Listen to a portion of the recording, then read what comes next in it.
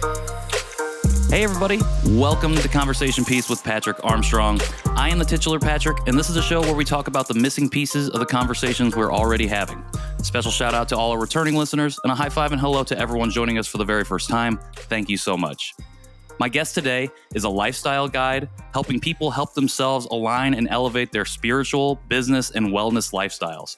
She's also the founder of ShowLux Lifestyle Center, which was created as a center for information, resources, support, and like-minded community. She's also based right here in Indianapolis like myself. It is an honor and a privilege to welcome Jamie Holland to the show. Hey, Jamie, thanks for joining me. Hi, thank you. Yeah, I am so excited to have you here. For listeners, just a little background. Just connected with Jamie very recently. I attended a book release, I believe, for her book, Mindful Moments. It's a guided workbook, and it was a really, really lovely event, and I really resonated with a lot of the stuff that Jamie shared. Knew that I had to have her on the podcast here, knew that I had to explore this conversation around mindfulness, so very, very excited to have you here and be able to jump into that conversation. I'm happy to be here.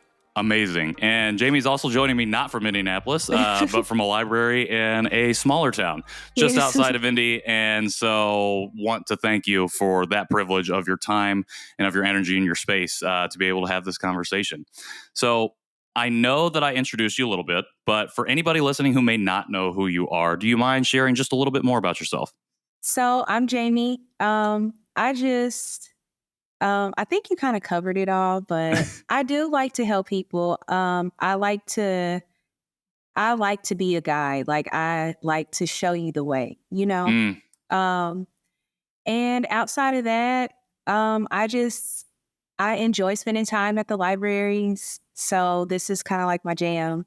And that's kind of it. Well, I know that, I have not spent enough time in libraries recently, and I know that's one of the things that I want to make more of a habit. And I think that's something that, I don't know if we'll cover it today in this conversation, but I think has to do a little bit with the mindfulness that we show ourselves as we go about navigating our daily lives. So without further ado, let's jump right into it. When I reached out to you to ask what kind of conversation that you wanted to have, you're talking about mental health in the workplace. And I want to know what part or piece of that particular conversation do you feel like we're missing right now? Right now, I feel like we are missing, even though it seems like it's like out there, I feel like we're missing like workplace wellness, like programs in place to actually help us. Like a lot of people, like community centers and just a lot of places, period, claim to help with mental health and mental wellness. But as far as like work goes and like dealing with people on a regular basis and just, being like empathic people and just like helpful people, period. Like we kind of need like that extra protection, especially if we're going to be in the work world, 100%. Yeah. And I just feel like workplaces aren't really catering to the wellness of our minds. Not really. Can you share a little bit of your experience navigating that space for yourself and when you first noticed like, oh, these workplaces are not necessarily for me or my mental health right now? It's been a long time ago. So I have a son. His name is Hugh, and he's 14. He'll be 15 this year. And in the beginning of my parenting journey, I would say like, I know a lot of parents have gone through it, just like trying to find babysitters and just trying to work and take care of the household, especially as like single people, Sure. And so that was when I first noticed, like the job I was working at, they just wanted me to be there just to say that we have people here. Like we didn't have anything to do. It was a holiday. And I'm like, my son really needs me, and he's kind of like looking for me to be here. And I have to live in this fear of maybe not being able to pay my bills because I want to be with my family or, losing my job because they don't really care. Like I had a job tell me basically that it wasn't their problem, which it's not. I get it. It's not their problem. However, like, I need to be able to be sane. Like, I need to be able to think. I need to be able to focus so that I can come in here and do what it is that you're asking me to do, you know? 100%. And I feel like when people say, well, it's not my problem, generally they're fueling what is causing the issue, or not providing Exactly. the right kind of support. Like you said, you are not only taking care of yourself, you're taking care of your son. And then you have all the exterior factors of like, how am I paying this bill? Or how am I getting Right. my son to where he needs to go? Yes. Or whatever appointments, how are we making sure we're making those? And if a workplace isn't providing that kind of support, then it kind of does become their problem, Yeah. Yeah. And I think that just goes to this societal viewpoint of work as being workers or cogs in this machine. And so it's like, oh, well, we'll replace you. And it's like, well, you hired me for a reason. And so Exactly. why wouldn't you invest in me instead of just churning and burning to a new person? Right. And so once you made the decision that you're like, okay, I need to do something different or I need to pivot to somewhere else, Mhm. how did you start to approach that individually? And then how did that influence or guide your specific path to whatever career that you wanted to pursue next? That's a really good question. So I feel like I just really started to feel it. Like, this is just like, I understand, like, this is what we have to do, but like, I am not feeling this. Like, it makes my stomach hurt to even Mm, think about coming in here, like, it was making me sick. And so I'm like, there's got to be another way. Like, there has to be. I remember being at work one day and I just looked up and I was like, this is not for me. yep. And I just feel like things kind of started like falling into place. So I was doing hair then, Mm, and not really like other people's hair, just kind of like my mom, my sure. sisters, and mine. And so I was like, maybe I'll go to cosmetology school. So I decided to go to cosmetology school, and I was working full time and going to school, and we made it. Okay, let's just say we made it. But that's kind of how I started to approach it. I just kind of like had to have a real conversation with myself. Like, I get that this is what we're supposed to do. However, like, how does this make you feel? Mm, And not only that, like, you're raising this young child, and like, how do you explain the workforce to him? Like, do you tell him, well, just go out there and just make money, whatever you have to do for it, because that doesn't feel good, right.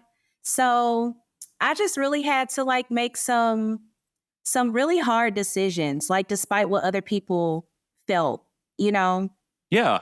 And so that obviously with that realization comes like this focus, not only like, okay, I want to address my mental and physical health, like you said, like you were physically ill having to Yeah. navigate all these things. And it's like, I have to figure out how to take care of myself and then in turn take care of my family. And then in turn, find whatever that productivity or success might look like for me. Right.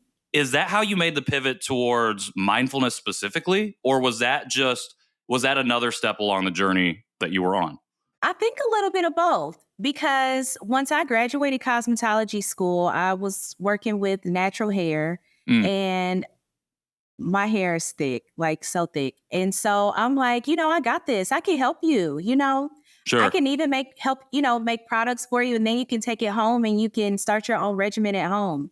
So in that practice is when like I started meeting a lot of people who were like, I hate my hair. Like, it's just too Mm, much and I just don't know what to do with it. And so I'm like, there's a deeper issue here, and maybe that needs to be addressed. So that's kind of what made me really like dig deeper into like mindfulness, and like just trying to be in this moment and accepting the things that are going on around me as they are, and not feeling like animosity towards it. mm, So I think that was like the first moment where I noticed that sure. this is what I have to do.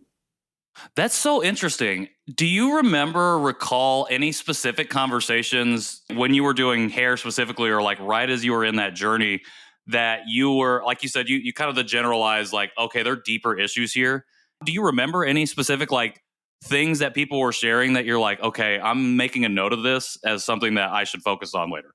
Well, okay, so I went into cosmetology school, kind of knowing what I was doing, but a lot of people would ask for two-strand twists.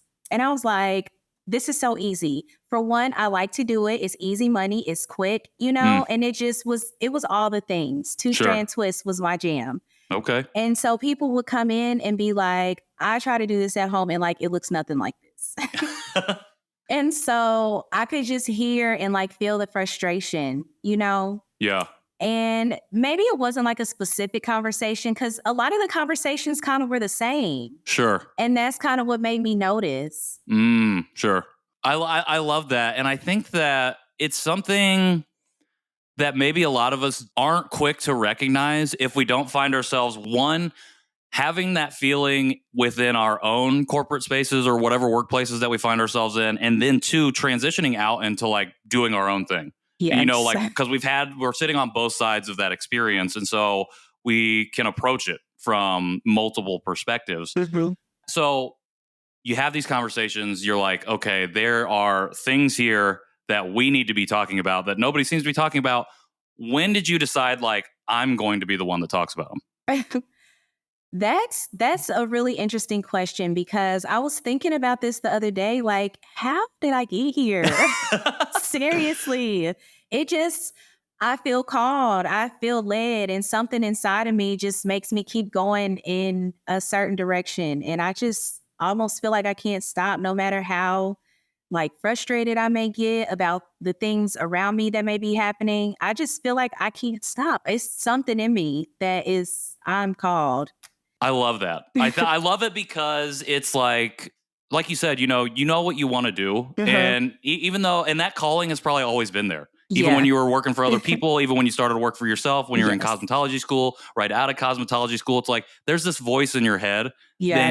It's like, I know what I'm doing right now is not necessarily what I'm supposed to be doing, Yeah. but maybe I'm on the path to that. And Yes. then you hear it, and then like those words become articulated to where you're Mhm. like, oh, okay, this is what I'm supposed to be doing. Yes. And so, how did all of that lead into the business that you're doing now? So I feel like my business now just kind of evolved into what it is today. Definitely with a lot of patience and time and alignment, Mm, definitely. And just passion. Like I really love what I do. And I just like if something comes to me, it's like, okay, I have to get it out. And I'll figure out what medium that is that it needs to get out, and then I'll get it out there. But I know it may sound kind of funny, but it just won't stop. I don't think that sounds funny at all. Yeah. So it just kind of evolved. And I just like made a point to really like notice the things that need my attention. Sure. So definitely trying to use discernment Okay. because I'm a giver. So it's easy to just help everybody. Right. But in using discernment, like I have to help the people that are ready for the help, you know? Sure. Could you really quickly define discernment for anybody who may not be familiar with the term? Just for me, just like being aware and like noticing like how I feel about certain things or people or situations, and also honoring like the fact that I'm growing Mm, and that everybody's not my project anymore. mm. So just understanding what that feels like, what that looks like, that is discernment for me. I love that definition because normally, and this is what I was thinking, discernment is how for me, and how I would have defined it would be how I am taking stock of other folks or situations. And I Mhm. love how you've rooted it in like in the self, like Yeah. being able to discern how this is affecting me Uh-huh. and like where my energy is going, and like Yeah.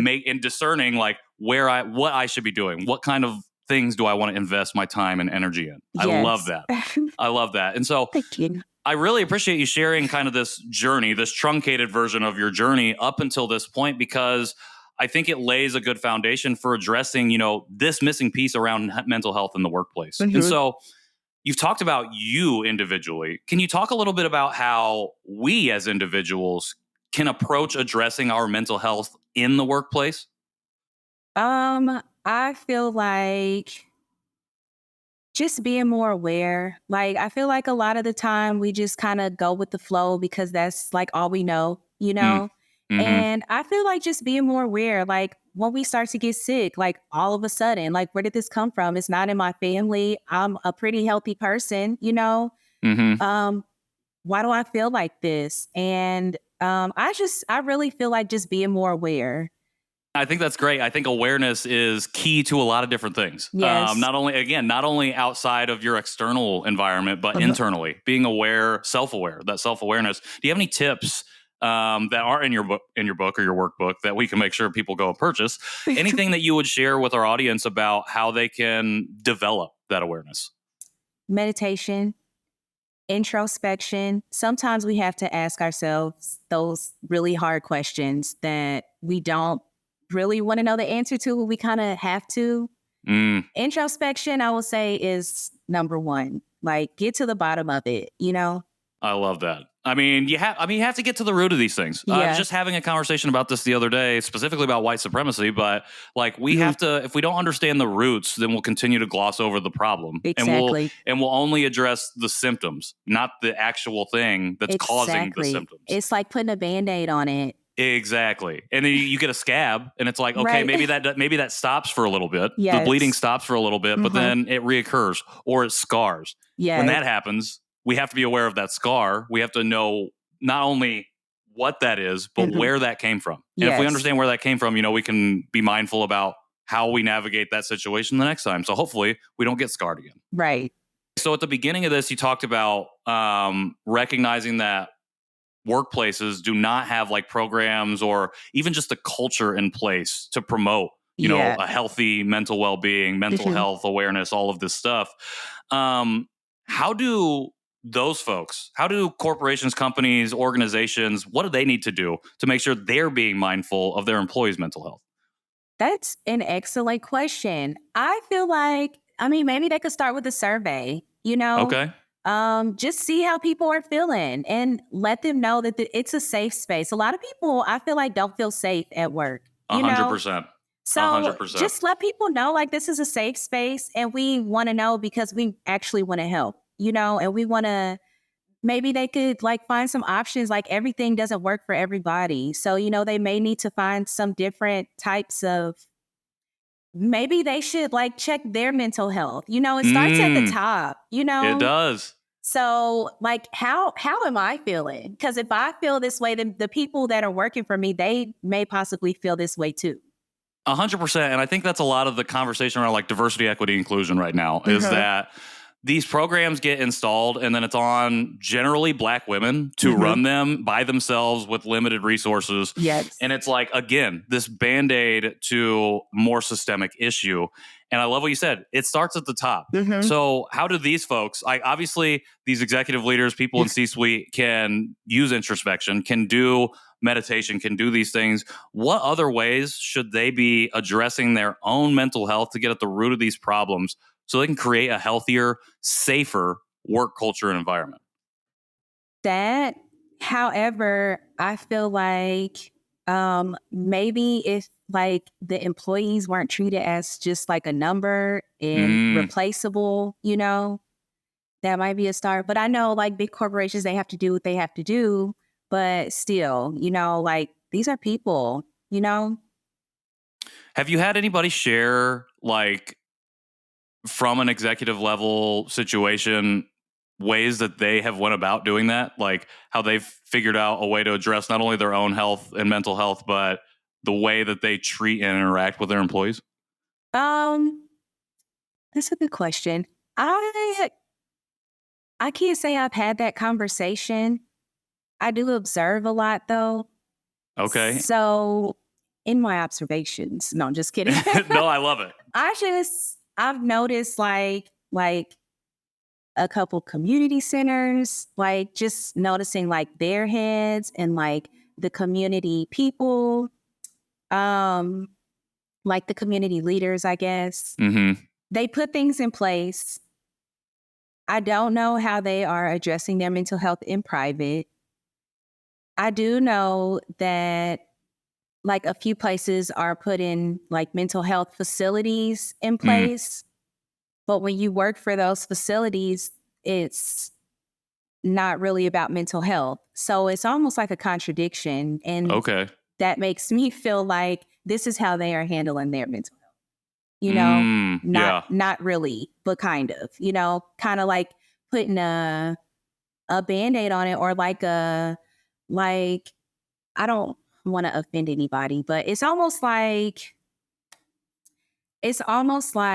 going to church because it's the church or like a building, but like the inside is empty. It's like, Sure. I hope I'm explaining that. Like it makes sense in here. I hope you understand like kind of what I'm saying. No, I think I get it. Let me see if I'm picking it up correctly. I think it's that I think it's really interesting, the example specifically in the community, Mhm. because I think what you're saying is like people who lead some of these organizations, some of these community groups set up things for people under the guise of mental health or being supportive, Yes, and yet the actions of those organizations, of the things they set up, do not reflect the mission or whatever it is that was stated, like the exactly. purpose. Yeah. Yes.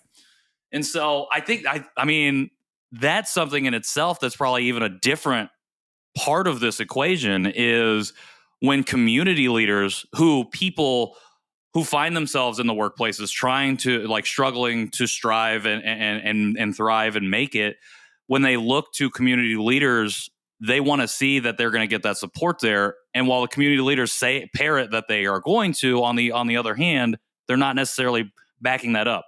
And a lot of that, I think, is tied up in like funding. And that's another thing, Definitely. is that for community leaders, like, I'm assuming, and this is probably wrong of me, but like they've put in so much work to try and get to a position where somebody would be willing to give them money to set something up like that. Yes. And so they take that, run with it, and it's great, but then there's no follow through after year one or even year Exactly. two. And so that's why we Exactly. see a lot of community things fail, I guess I would say. I hate to say fail, but But not yeah, do the things that we hoped that they were going to do. exactly. And so I'm going to hype you up a little bit, especially for any organizations out there, particularly here in Indianapolis, that might be listening to this. I don't know if you do this kind of work, but go ahead and hire Jamie to come in and coach your people, coach your executive leadership team, coach your employees, coach Yes. on these, how we can develop more mindful workplace culture, more mindful workplace mental health practices, the types of things that we need to do. Because if we're not bringing in people and then paying them for their time and service to teach us these things, we're going to continue to perpetuate, Yeah, the ills that we find ourselves in. exactly. So hyping you up with that. I And I want to appreciate that. ask you one more question about, we talked about, individuals in the workplace, how addressing their own mental health. We've Mhm. talked about executive leaders addressing their own mental health and then addressing the workplace culture. How do we as individuals, once we've like started to take those steps of addressing our mental health, how do we as coworkers make sure that we're being mindful of our fellow coworkers' mental health in the workplace? Yes, that's a good one. That's a good one because that's a really good one.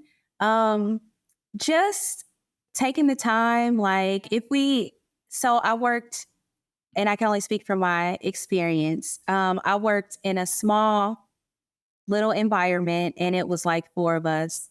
And just like being aware of like your time and understanding that like all of us are kind of like in this same, boat. Mm, So just being aware that like everybody's kind of dealing with the same issues, and like if I can help you, by maybe coming in a few minutes early and just making sure like we're ready to open, or hmm. like small things. It's really the small things that people look at that are like, that was really thoughtful, just being more thoughtful and more kind, and just understanding that we all are here. We're all dealing with kind of like the same things. Yep.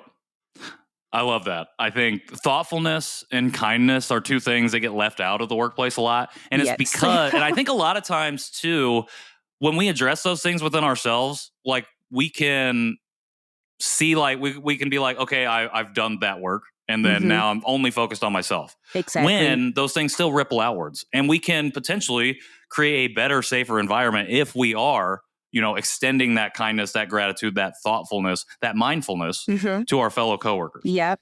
So I love that. You have really made a business out of this specific work and addressing these different areas in multiple different kinds of industries too. I love how ShowLux is specifically, it's not just a one-stop thing, or I guess it is like a one-stop shop a little bit, but it's not just for one group of people. It really does feel open to everyone. Like you said, we're all going through similar things. Yeah. So it should be open. We should have resources that we can see ourselves and resonate with each other's messaging and things like that. And can you talk a little bit about that specific work? And then can you talk a little bit more about Mindful Moments, the workbook that you just released not too long ago? So ShowLux Lifestyle Center is just a resource center and a like-minded community center. It's mostly online, so it's easy to access. If you need some support or some resources, or you want to attend a class, or you want to do a meditation, you want to start your mornings off nice. So ShowLux Lifestyle Center it's mostly for support and resources and just, to let people know you have a space, you can come if you need to talk, if you need some encouragement, whatever it is, this is a safe space. And so Mindful Moments came from all of that, Okay. Just being more mindful. And me as a guide, I really enjoy the guided workbooks because I feel like me, as far as helping people help themselves, it's it's got worksheets, it's got other resources, it's got a couple QR codes for you to take you to a different place. It's even got some extra printable worksheets that you can print off and use later for extra. But I just feel like I feel like the guides are perfect for helping people. You can go at your own pace, Yeah. And the way Mindful Moments was created was so that you can read it from cover to cover, or you can just kind of open it up and whatever calls to you that day, you can just start with that.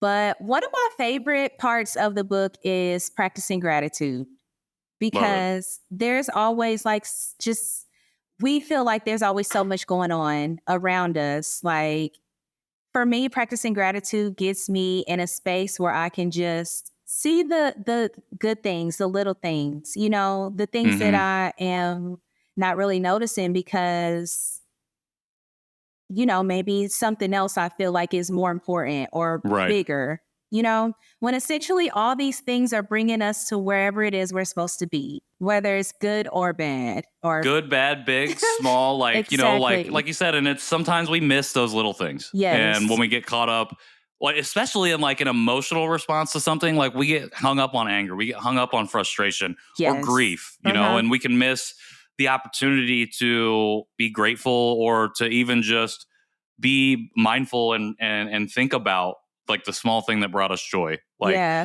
Just something that your son does, just offhand, it's just I just made me really happy, or something your partner does, whatever it might be. There's a lot of different things. And I really love that. One of the things that I really enjoy about the workbook specifically is that it feels very, and I think you just described this, but feels very empowering to the reader. The person that holds this in their hands, it's not that you are telling them what to do. It's here is something that you can work on, and and you have the power to do so whenever you want to do it. Yep, that's exactly the idea. I think that you have got it across very clearly. I love it because I feel like that's when I was at the event, I felt like that's what I got from the conversations that were had. And then when I was working through the workbook myself, it's okay, it feels like this is for me. It's not necessarily Jamie saying, "Hey, this is my book. Here it is." Thank you for reading. It felt like it was almost collaborative in a way. Yes. Yeah. Integrative. Integrative. Yes. Love that. Integrative. I like that. So one of the things that I've really loved about this conversation is just how not only you've developed your learning style individually, but how you've translated that into becoming a leader, becoming a teacher, educator, whatever it might be, a lifestyle guide, a workbook, a workshop facilitator. You're doing a lot of things where you provide and share knowledge and education with folks. Who are you learning from right now? Right now, that's a good question. Right now, I'm really like learning from my younger child, my inner child. Oh, okay. Because I feel like we all can learn a lot from our inner child. For one, children are needy, So what is it that I need, Yeah. that maybe I haven't received, or maybe at this stage and age in my life, I am able to provide, that feels good to me. That's one person I feel like, because I need to know, I feel like if my cup is full, then I have it to give to somebody else. But if my cup is empty, I just don't have it to give. Right. So I've really been trying to get more in tune. And another person or people that I feel like I'm learning from right now are community leaders, just in general, just the community leaders. They are interesting, and they are interesting. I love it. I love it. I love learning from community leaders 100%. I'm trying to do a lot more of that right now here in Indianapolis. Yes. I really love your answer about your inner child, learning from your inner child. That might be the best answer I've gotten to this question since I started doing this podcast. So Nice. I'd say it's definitely the most unique answer. And I don't know. I never know what to expect when I ask, because people, like, there's so many people to learn from. And I'm selfishly, I'm like, I want to learn from these people too. So tell me who I need to learn from, and then I'm going to go out and do it. So, but yeah, I absolutely love that. That's amazing. Jamie, this has been a fantastic conversation. My first conversation, I'll just lay this on you now. My first conversation with someone locally here, and I'm planning to do more of these conversations locally in Indianapolis, finding the folks who are doing things in all different industries and who are addressing these missing pieces of all these different conversations that we're having. So I really appreciate, again, you giving me the time and privilege to have this conversation with you. And as we get ready to close it out, we talked about Show Lux and we talked about mindful moments. What are the best ways to support you right now going forward?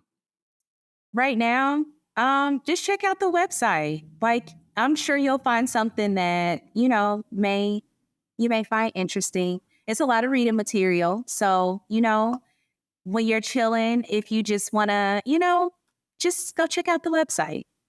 Amazing. Well, we will have the website linked right here in the show notes, so you'll be able to check that out. You'll also be able to go pick up a copy of Mindful Moments. Yes. If you want to pick up a copy of that. Yes. We'll have that linked in the show notes as well. Jamie, again, I cannot thank you enough for sitting down to have this conversation. I literally walked up to her at her signing table when I had a copy of this. I'm like, hey, I host a podcast. Would you be interested? And she said yes immediately. And again, like I said at the top, like really resonated with this message of mindfulness, something that I've been thinking about a lot as I not only do my own individual work, but think about how I want to navigate the community, how I want to be involved in the community, and not just mine, but all of the different ones that make up Indianapolis, that make up Indiana, that make up the society that we live in. Yes. So I really, really appreciate it. Again, thank you so much for coming on the show. Thank you for having me. Absolutely. It is a pleasure. And we will definitely have you back when more workbooks come out or when new updates come out. So we will definitely be bringing you back on the show. For everybody else who's out there listening, you can find, again, all the links to everything that we just talked about here in the show notes. You can also find us on Instagram at Conversation Podpiece. And if you feel inclined to leave a rating or review for our podcast on whatever player you're listening to this on right now, we would greatly appreciate it. Lastly, if you're ever interested in supporting the show in the future in any way, feel free to hop in our DMs or visit our website, conversationpiece.com. Until next time, I'm Patrick Armstrong, and this has been Conversation Piece. Thanks, Jamie. Thank you.